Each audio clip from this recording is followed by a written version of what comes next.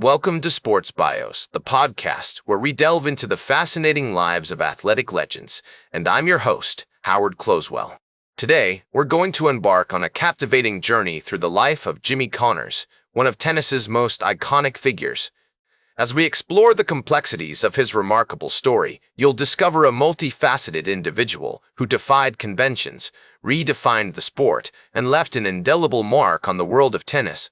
Born on September 2, 1952, in East St. Louis, Illinois, James Scott Connors entered the world with a fiery spirit that would soon become his hallmark. His early life was marked by a unique blend of athletic nurturing and familial turmoil, which would shape his character and inform his future path. Jimmy's mother, Gloria, was a formidable tennis player in her own right, who had competed in local tournaments and would later become his first coach. She instilled in him a passion for the sport, teaching him the fundamentals on the public courts of East St. Louis, where the sound of bouncing balls and the smell of freshly cut grass would become an integral part of his upbringing. As we navigate the formative years of Jimmy Connors, it's essential to consider the historical context of the time. The late 1950s and early 1960s were an era of great social change in America, with the civil rights movement gaining momentum and the country on the cusp of a cultural revolution. The likes of Martin Luther King Jr., Malcolm X, and Rosa Parks were leading the charge against racial inequality, while the Vietnam War was sparking widespread protests and anti-war movements. In this environment, Jimmy's family struggled to make ends meet, with his father, James Sr., working as a plumber to provide for their modest household. The Connors' home life was often tense, with Jimmy's parents engaging in heated arguments that would eventually lead to divorce when Jimmy was just 9 years old. This tumultuous atmosphere had a profound impact on the young boy, fostering an intense competitiveness and a deep-seated need for control that would later manifest on the tennis court. As the first reflect on my own conversations with Jimmy, I recall him telling me about the countless nights he spent listening to his parents' arguments, feeling helpless and alone, yet determined to escape the chaos through his tennis. As Jimmy began to develop his tennis skills, he found solace in the disciplined, structured world of the sport. His mother's coaching and guidance helped him hone his craft, and by the age of 12, he was already competing in local junior tournaments. The public courts of East St. Louis became his sanctuary, a place where he could escape the turmoil of his home life and focus on his emerging passion. I've often wondered what it must have been like for Jimmy to find comfort in the rhythmic sound of tennis balls bouncing on those cracked surfaces, surrounded by the rusty fencing and worn-out nets that seemed to whisper tales of their own. Under the watchful eye of his mother, Jimmy's tennis talent flourished, and he soon began to make a name for himself in the junior tennis circuit. His early successes were marked by an unyielding determination and an unrelenting work ethic, traits that would become the hallmark of his illustrious career. The city of East St. Louis itself was also a significant influence on Jimmy's formative years. A once thriving industrial center, the city was struggling to come to terms with economic decline and racial tension.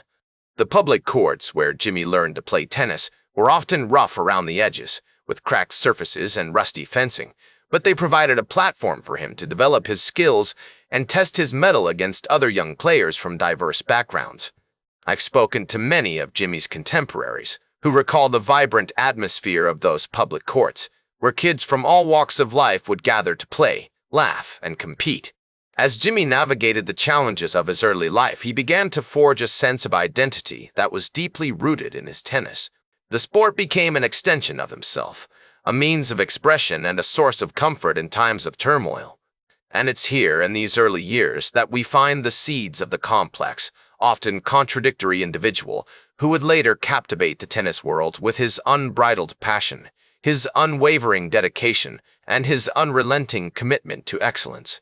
The summer of 1968, when Jimmy was just 16 years old, marked a pivotal moment in his young life. It was a time of great social unrest, with protests and demonstrations erupting across America in response to the assassination of Martin Luther King Jr. As the country struggled to come to terms with its troubled past, Jimmy found himself at a crossroads. Poised on the threshold of a tennis career that would take him to the heights of glory and the depths of controversy.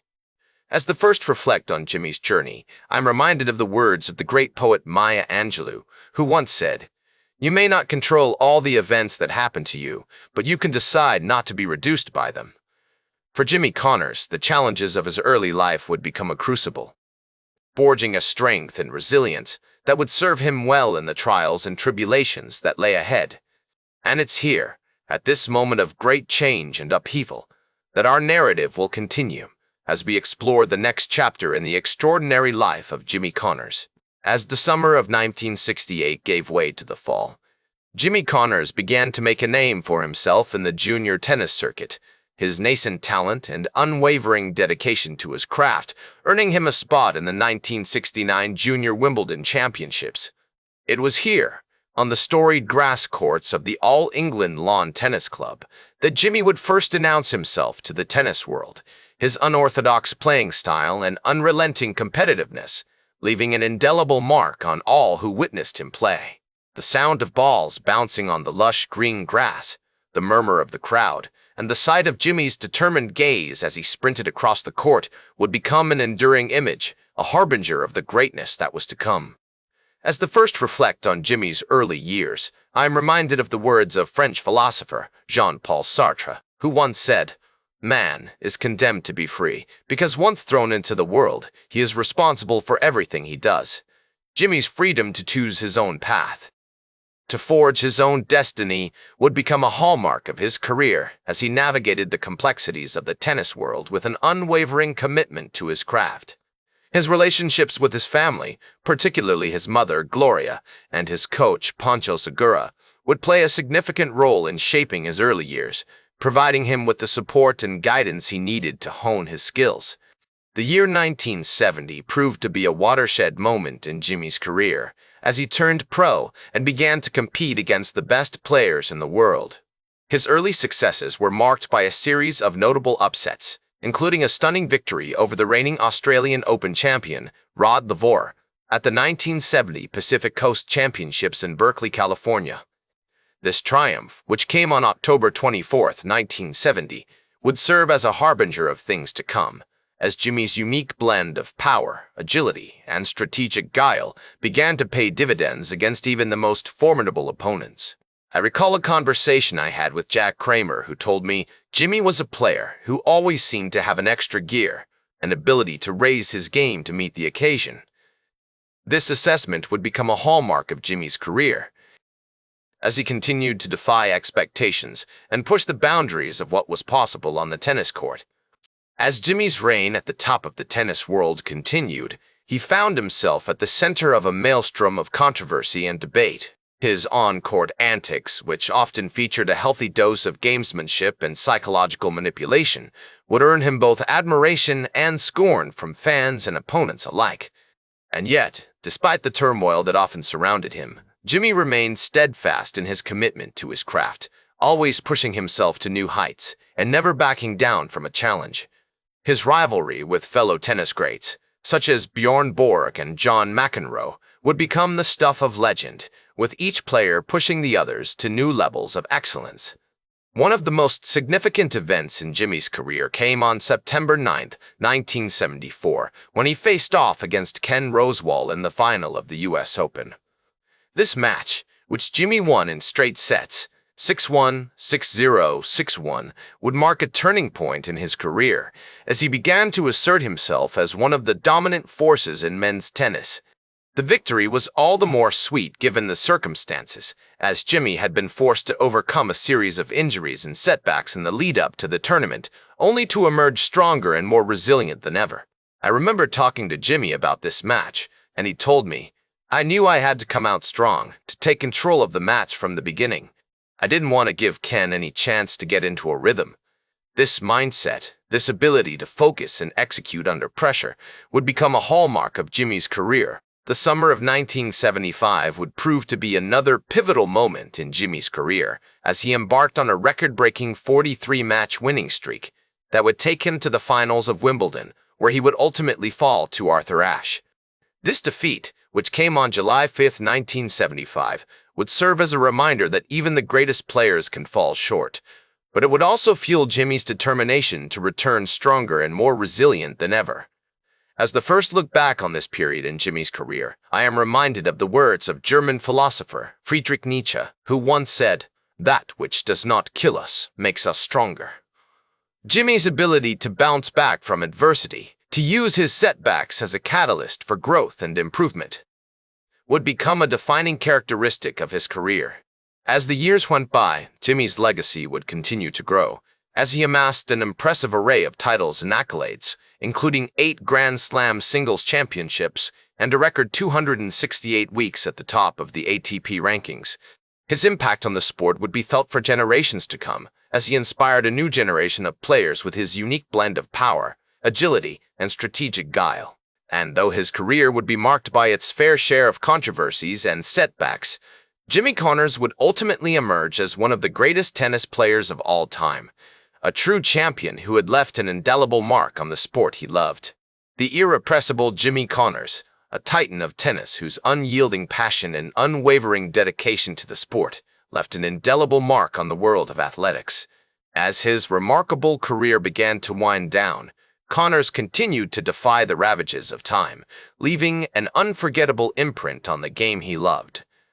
The 1991 U.S. Open, a tournament that would prove to be one of the most memorable of his storied career, was a testament to his unrelenting spirit and his ability to rise to the challenge, even in the twilight of his playing days. As the first reflect on Connors' later years, I am reminded of the words of the great poet Robert Frost, who once said, "The road not taken is the one that haunts us." For Connors, the road not taken was one of complacency and ease, a path that would have led him to a quiet retirement, free from the pressures and pitfalls of professional sports. But Connors, ever the competitor, chose a different route, one that would take him down a winding road of triumph and tragedy, of exhilarating victories and crushing defeats.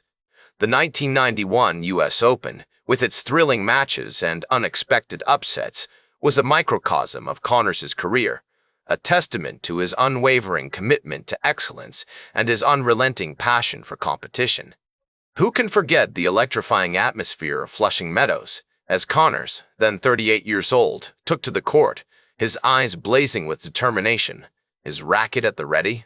The crowd, sensing that they were witnessing something special, was on its feet, cheering and chanting his name as he battled his way through the draw, defeating player after player, each victory more improbable than the last. And then, of course, there was the semi-final match against Jim Courier, a young and formidable opponent who would ultimately prove to be Connors' nemesis. The match, a 5-set thriller that lasted over 4 hours, was a war of wills, with both players giving it their all, leaving everything on the court. In the end, it was Courier who emerged victorious, but Connors, despite his defeat, had won something far more valuable: the admiration and respect of his peers, and the adoration of the crowd. As the first look back on that memorable tournament, I am struck by the realization that Connors' legacy extends far beyond his impressive array of titles and accolades.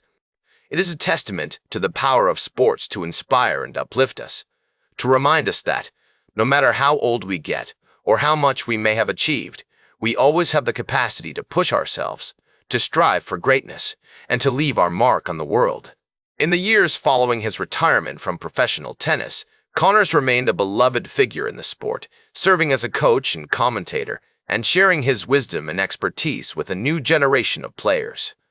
His induction into the International Tennis Hall of Fame in 1998 was a fitting tribute to his contributions to the game, and a reminder that his impact on tennis would be felt for generations to come.